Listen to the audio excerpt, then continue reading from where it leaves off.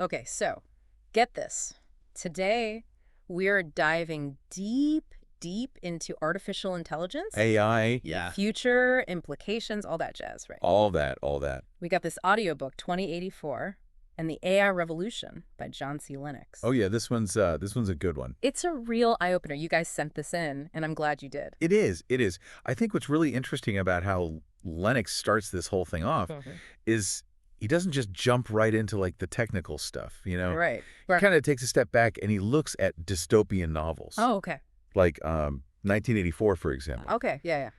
He analyzes like what they have to say about technology and its potential, specifically the darker side, you know, Oh, for sure. the downsides. Yeah, those fictional worlds, like where technology equals control and constant surveillance. Right. It really does make you think twice about, how much power we're just kind of handing over to machines Absolutely. blindly sometimes, right? Yeah, like how much are we willing to give up Yeah. for the sake of convenience or efficiency or whatever it may be, you know? And I think he does a really good job of drawing parallels between those fictional worlds and some of the anxieties we have today Right. about AI, about the potential downsides, you know. It's a stark warning, right, about individual freedoms, and it really resonates today even more, I think, than, when these books were written. Oh yeah, for sure, for sure. I mean that thread of caution runs through the whole book. Okay. But I think to really get a grasp on AI, we need to go back to, its roots. Yeah, yeah. Lennox takes us all the way back to the kind of the dawn of information technology Okay. and the mind of Alan Turing. Alan Turing, the father of the computer. Right, the OG, yeah. Didn't he also come up with the Turing test? The Yeah. thing they use today to see if a machine can think like a human? Exactly, yeah, you got it. That's still a thing. I mean, it evolved, but that's the the Yeah. basic idea. It's still very much relevant today. Wow. Turing's work was groundbreaking. I mean, he laid the foundation for this whole quest to build thinking machines. Okay, so what's next? Well, and then Lennox goes on to break down the different types of AI, Oh, okay.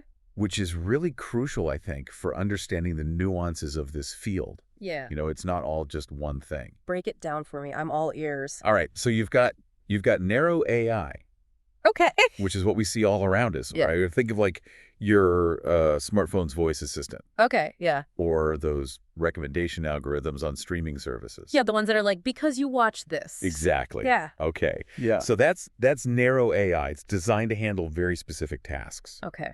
So then what is general AI? See, general AI, that's the big one. Yeah. That's the kind of AI that aims to replicate human intelligence Okay. across a whole spectrum of tasks. Right. So not just, hey, play this song or what's the weather like, Right. but, really thinking, understanding, learning, Yeah. like a human would. Okay. And get this, Lennox argues that some very serious scientists are actually working towards making this a reality, Wow. not just a sci-fi fantasy. That's both exciting and terrifying at the same time. Yeah, right.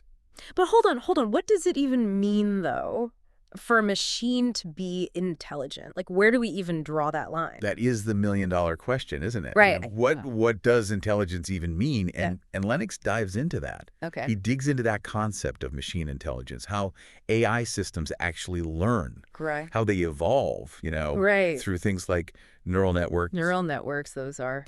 Well, think of it like a massive network of interconnected nodes, Okay. kind of like a giant web. Right. And each node processes information, and they all work together Okay. to learn from data, to recognize patterns. So it's like they're trying to create like a brain in a box. In a way, yeah. That's mind-blowing. Okay, so give me an example. Okay, so imagine, you upload 1 million pictures of cats. Right. The neural network can analyze those pictures, identify the patterns Okay. that make a cat, and then be able to recognize a cat in a new picture, Okay. even if it's never seen that specific cat before. Got it. And that's just one example. Okay. It's how they can, translate languages Yeah. in real time. Right. It's really incredible stuff. So we're surrounded by it and we don't even realize it. Pretty much, yeah. Yeah. And that brings us to a crucial point that Lennox makes. Okay. He emphasizes how important the ethical considerations surrounding this technology are. Oh, for sure. Yeah. We can't just get caught up in the cool factor. Right. we have to think about the downsides. Yeah, it's not all fun and games. No, it's not. Yeah. It's not. So, for example, he points out the potential for AI to be used for mass surveillance. Okay. Yeah, that's scary. And control. Like something out of those dystopian novels he was talking about. Right. And it's a real concern, especially with all the advancements in facial recognition technology. Okay, yeah. And data collection, Yeah. And so he really emphasizes how crucial it is Yeah.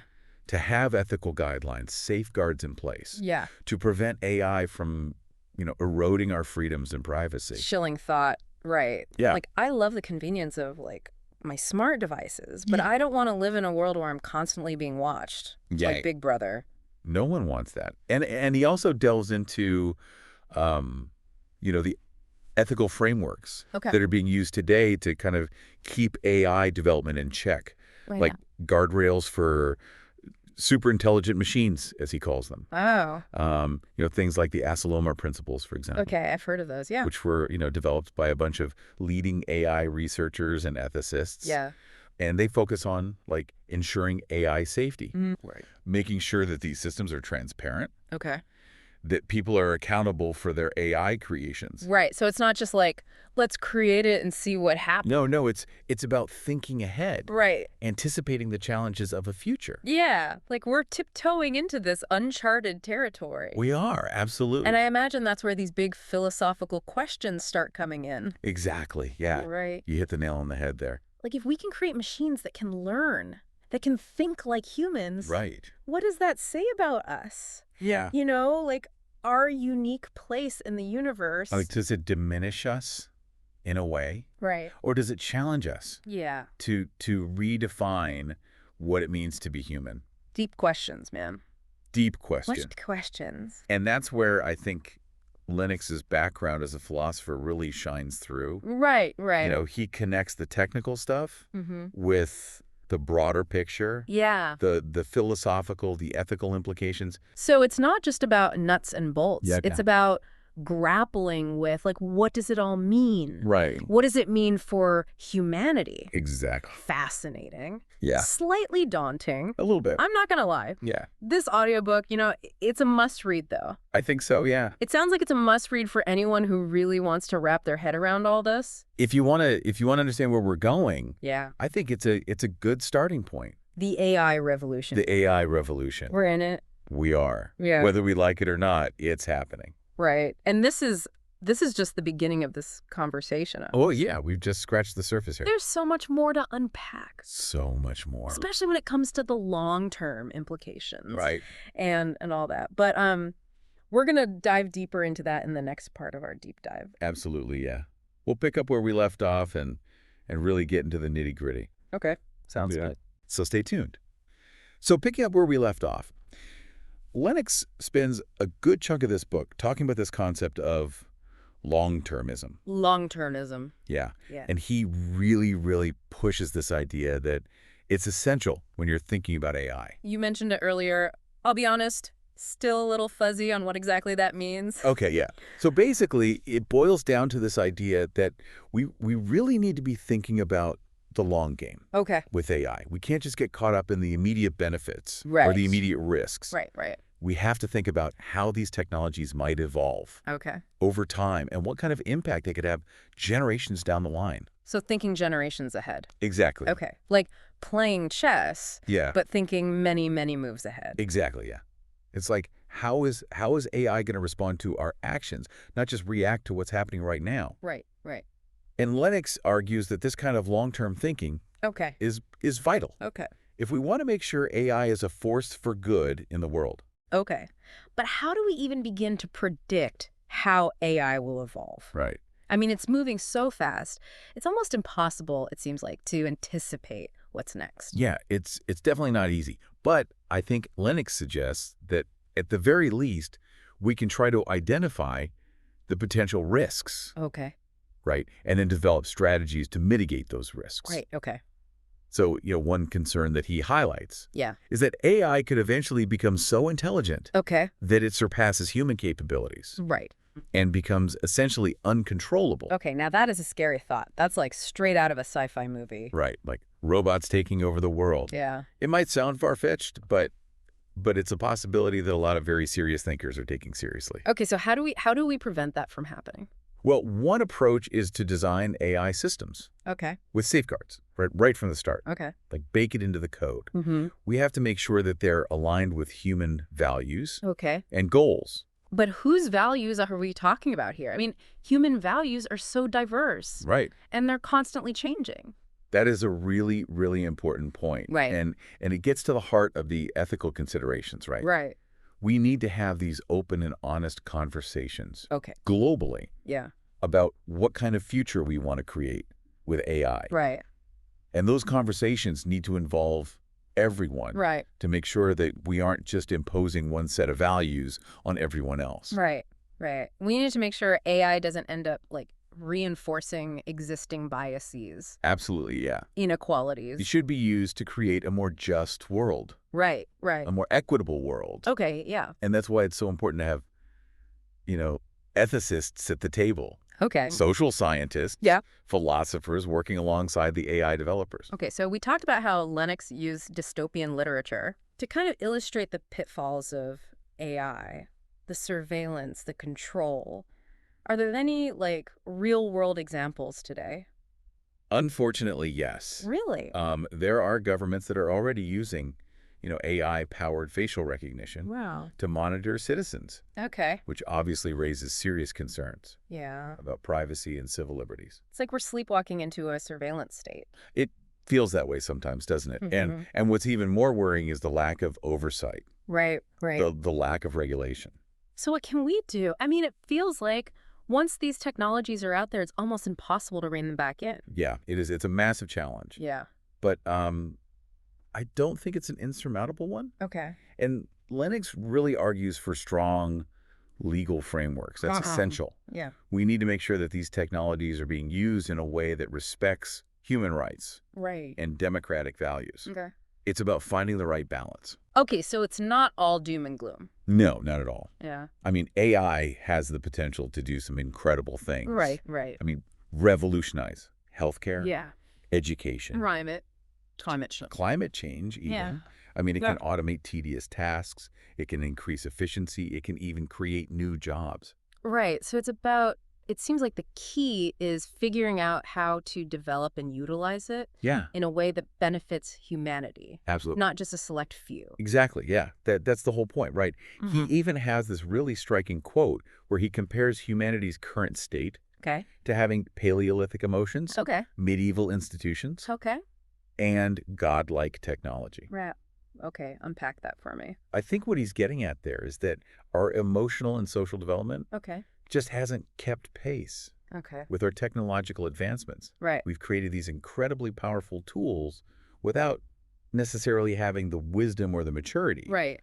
to use them responsibly. It's like we're still operating with like an ancient mindset, Right. but we have these godlike tools. It's a powerful analogy. It is. So are there practical ways we can cultivate that wisdom, that maturity?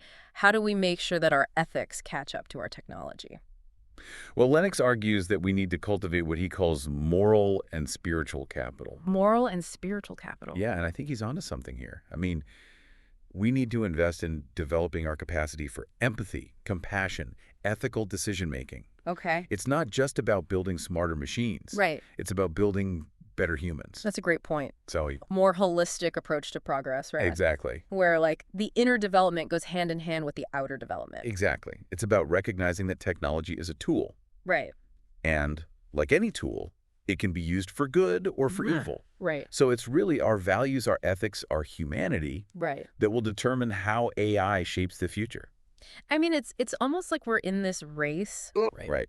Yeah. Our tech, our capabilities are just like sprinting ahead, Uh-huh. but our ethics are like trying to keep up. It is. It really is. Yeah. It's a good way to put it. It's like we're building this rocket ship, Yeah. but we don't have a clear destination in mind. Right. Exactly. And as Lennox points out, that gap. Yeah. That gap can have serious consequences. Yeah, it's almost like a recipe for disaster. It is, yeah. We've got these incredibly powerful tools, Yeah. but no moral compass to guide them. That's the nightmare scenario a lot of people are worried about. Yeah. And it's why Lennox really stresses that we need to Yeah. develop a robust ethical framework. Like yesterday, Okay. we need guidelines, principles, regulations, the whole 9 yards. Okay, so where do we even begin with something like Right. that? You know? Well, it's tough, right? Because ethics are so subjective. Right. Like, But what's ethical over here? might not be ethical over there. It's like trying to herd cats. It really is. It's a huge, huge challenge. Yeah. But I think Lennox suggests we start by focusing on some core values. Okay. The things that cut across those differences. Right. Like compassion, fairness, justice, respect for human dignity. Okay, so finding that common ground Exactly. and then building from there. Yeah, like what are the things that we can all agree on? Yeah. And then how do we translate that into principles that can guide AI development? Right. So it's a global effort. It has to be. Yeah. Yeah. This can't just be one country or one group of people. Because if we just leave it up to the tech companies, Yeah. I mean, I don't Well, know. and that's a valid concern. Right. I mean, we need to make sure that AI development is guided by more than just, Yeah. the bottom line. Right, right. And that's why, Lennox really emphasizes public engagement, Okay. education. Like we need to democratize this conversation. Yes, everybody's got to have a voice. Everybody. Yeah. Yeah, right. This isn't just a technical challenge. Right. It's a societal one. Yeah, it's how we want to live. Yeah. What kind of future we want to build. Right. Not just for ourselves, Right. but for our kids and our grandkids. So where do we go from here? Right. What can we do? Like, what can I do? Yeah, I mean, I think the first step is awareness, Okay. Educate yourself. Yeah. Learn about the potential benefits, the risks of AI. Okay. Stay informed. Okay. Talk to people. Okay. Talk to your friends, your family, your community. So informed citizens. Exactly. And then from there, advocating for responsible development. Absolutely, yeah. Okay. Support organizations Yeah. that are working to promote ethical AI. Okay. Contact your elected officials. Let them know this is important to you. Make our voices heard. Yeah, make your voice heard. Right. We all have a role to play. This Right. isn't something that's just happening to us.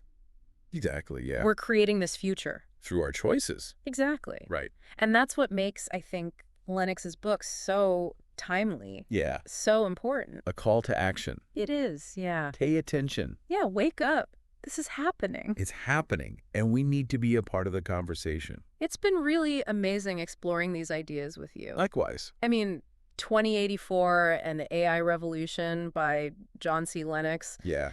It's a must read for anyone who wants to understand AI and what it means for humanity. It really is. It's That's a book that'll stay with you. Yeah, and it's a reminder that we're not just passive observers. We're No. active participants. We have the power to shape this future. But only if we act with wisdom, foresight, and a sense of responsibility. Couldn't have said it better myself.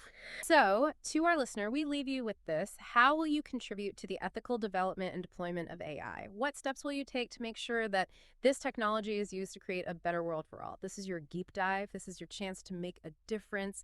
So dive in, explore, and let your voice be heard.